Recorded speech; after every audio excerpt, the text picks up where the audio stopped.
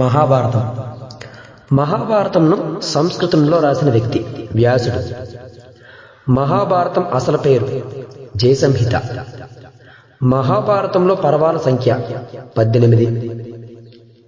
మహాభారతంను తెలుగులో రచించిన వ్యక్తులు నన్నయ, ఆది సభ అరణ్య పర్వంలో కొంత భాగం వరకు, తిక్కన, విరాట పర్వం నుంచి చివరిదైన 18వ పర్వం వరకు, ఎర్రన అరణ్య పర్వంలోని మిగిలిన భాగం.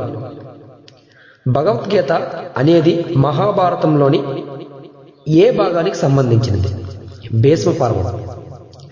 భగవద్గీతను శ్రీకృష్ణుడు ఎవరికి ఉపదేశించాడు?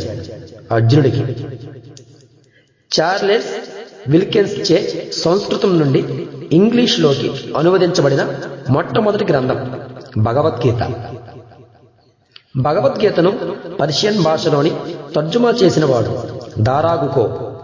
పాండురాజు కుమారులు 5. ధర్మరాజు, భీముడు, అర్జునుడు, నకులుడు, సహదేవుడు. పాండురాజు భార్యలు 2, కుంతి, మాద్రి. పాండవుల యొక్క 5 భార్య ద్రౌపది. అర్జునుడి భార్య శ్రీకృష్ణుడి యొక్క చెల్లి సుభద్ర. అర్జునుడి ధనస్సు పేరు గాంధీవం. ధృతరాష్ట్రుని కుమారుల సంఖ్య 100 మంది.